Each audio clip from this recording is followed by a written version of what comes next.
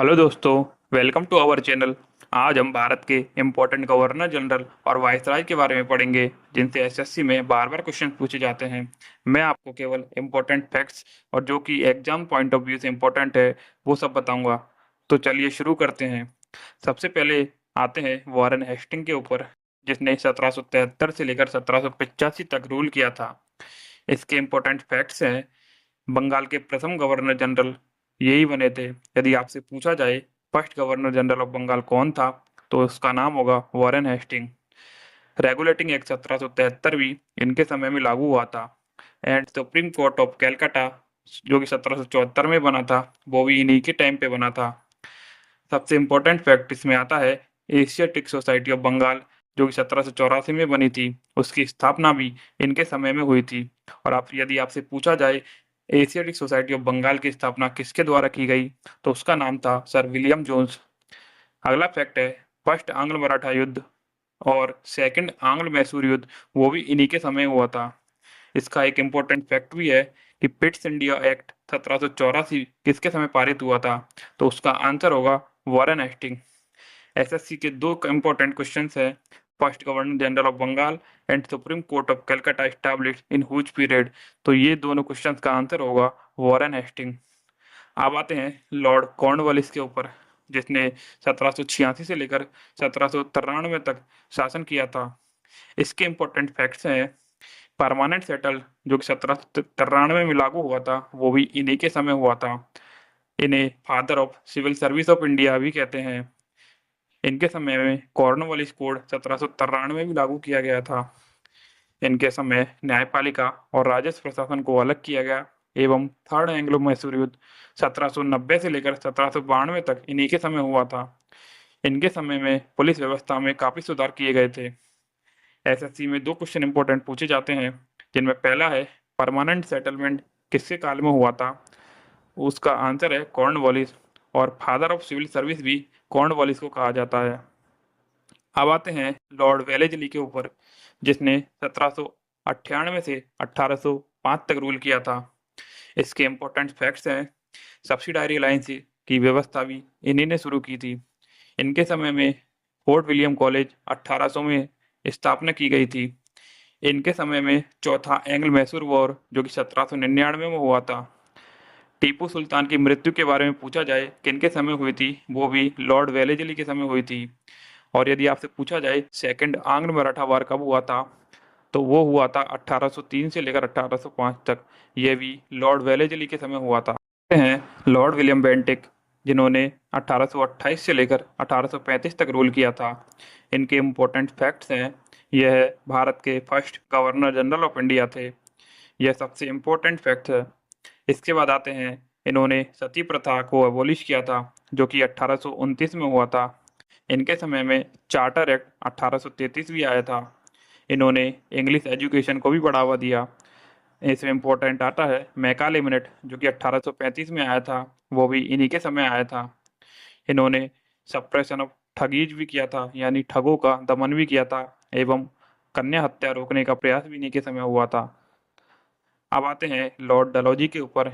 यह सबसे इम्पोर्टेंट है, आप इसको ध्यान से पढ़िएगा। इसमें सबसे पहले आता है डॉक्ट्रिन ऑफ लैप्स। इन्होंने डॉक्ट्रिन ऑफ लैप्स लागू किया था, यानी जिस राज्य का कोई प्राकृतिक उत्तराधिकारी नहीं होता था, उसे अंग्रेज अपने राज्य में मिला लेते थे।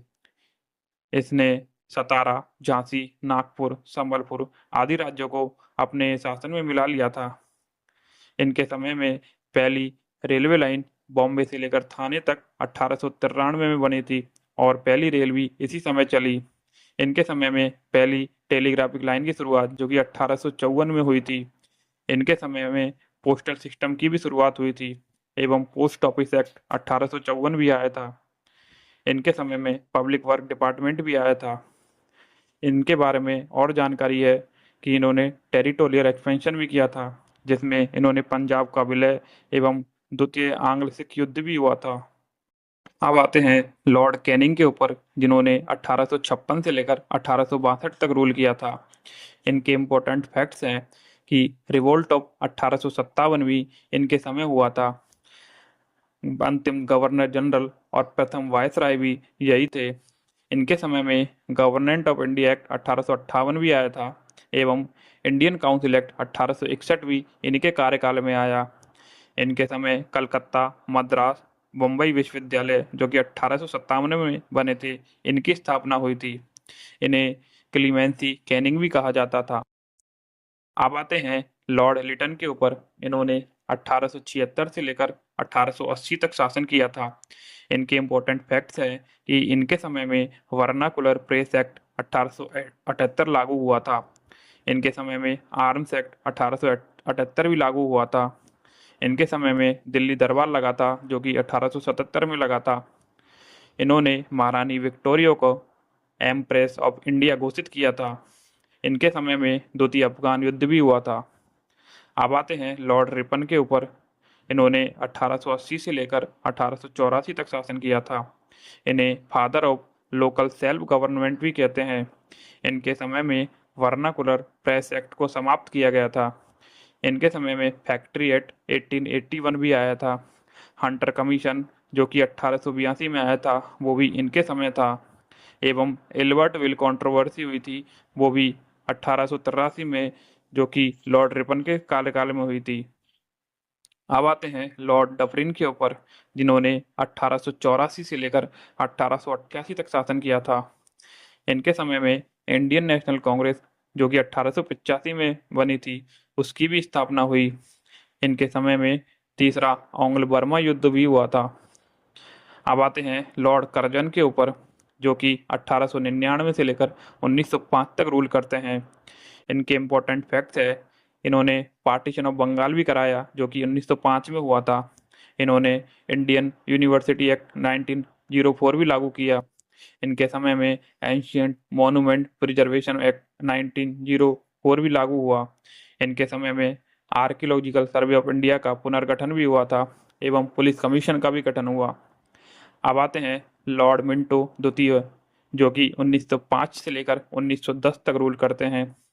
आपसे पूछा जाए मॉरले मिंटो रिफॉर्म 1901 की शुरुआत किसके समय हुई थी, तो उसका आंसर होगा लॉर्ड मिंटो सेकंड के समय।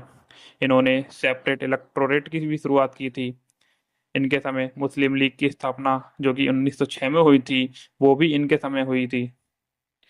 अब आते हैं लॉर्ड हॉर्डिंग द्वितीय, जिन्होंने 1910 से लेकर 1916 तक शासन किया था।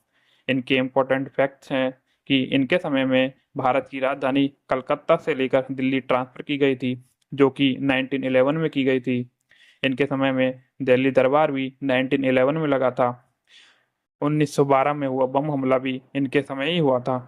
अब आते हैं लॉर्ड चैम्सफोर्ड के ऊपर, जिन्होंने 1916 से लेकर 1921 तक शासन किया था। इनके इम्पोर्टेंट फैक्ट्स हैं, मॉन्टेगू चैम्सफोर्ड रिफॉर्म वो भी इनके समय लागू हुआ था। इनके समय में गवर्नमेंट ऑफ इंडिया एक्ट 1919 भी लागू हुआ था। रॉलेट एक्ट जो कि 1919 में लागू हुआ था, वो भी लॉर्ड चैम्सफोर्ड के समय हुआ था। जालियांवाला बाग हत्याकांड भी इनके समय ही हुआ था एवं खिलाफत आंदोलन एवं असहयोग आंदोलन भी इनके कार्यकाल में हुआ था। अब आते हैं लॉर्ड इरविन के ऊपर। इन्होंने 1926 से लेकर 1931 तक रूल किया था। साइमन कमीशन 1928 भी इनके समय आया एवं लाहौर सेशन 1929 में, जिसमें पूर्ण स्वराज की मांग की गई थी, वो भी इनके समय में ही आया। सिविल डिसओबीडियंस मूवमेंट भी इनके कार्यकाल में आया एवं गांधी इरविन एक्ट 1931 भी इनके कार्यकाल में आया। इनके समय प्रथम गोलमेज सम्मेलन का भी आयोजन हुआ था। अब आते हैं लॉर्ड लिनलिथगो, जिन्होंने 1936 से लेकर 1943 तक रूल किया था। यदि इनसे बारे में एक क्वेश्चन पूछा जाए कि सबसे लंबे समय तक रहने वाले वाइसरॉय इंडिया में कौन थे, तो उनमें लॉर्ड लिनलिथगो का नाम आता है। इनके समय में गवर्नमेंट ऑफ इंडिया एक्ट 1935 लागू हुआ था। इनके कार्यकाल में अगस्त ऑफर 1940 भी लागू हुआ था। इनके समय में क्विट इंडिया मूवमेंट भी चालू हुआ था जो कि 1942 में हुआ एवं सेकेंड वर्ल्ड वॉर भी इनके समय शुरू हुआ था। अब आते हैं लॉर्ड वेवेल के ऊपर, जिन्होंने 1943 से लेकर 1947 तक रूल किया था। इनके समय में वेवेल प्लान 1945 एवं शिमला कॉन्फ्रेंस 1945 हुआ था। इनके समय में कैबिनेट मिशन आया था जो कि 1946 में था एवं रॉयल इंडियन नेवी रिवोल्ट भी 1946 में इनके समय ही हुआ था। अब आते हैं अंतिम viceroy of India Lord Mountbatten के ऊपर। यदि आपसे पूछा जाए अंतिम वायसराय ऑफ इंडिया कौन था, तो उसका नाम होगा लॉर्ड माउंटबेटन। इनके समय में माउंटबेटन प्लान 3 जून प्लान भी जिसे कहते हैं वो भी आया था, एवं इनके समय में इंडियन इंडिपेंडेंस एक्ट 1947 लागू हुआ एवं भारत और पाकिस्तान का विभाजन किया गया। यह स्वतंत्र भारत के प्रथम गवर्नर जनरल थे। दोस्तों, हमने सबसे इम्पोर्टेंट गवर्नर जनरल्स को डिस्कस कर लिया है। मैंने आपके लिए सुपर रिवीजन टेबल, जो कि एसएससी की फेवरेट है, वो बना दी है। आप इसे एक बार फिर से रीड कर लीजिएगा, आपका पूरा टॉपिक कवर हो जाएगा।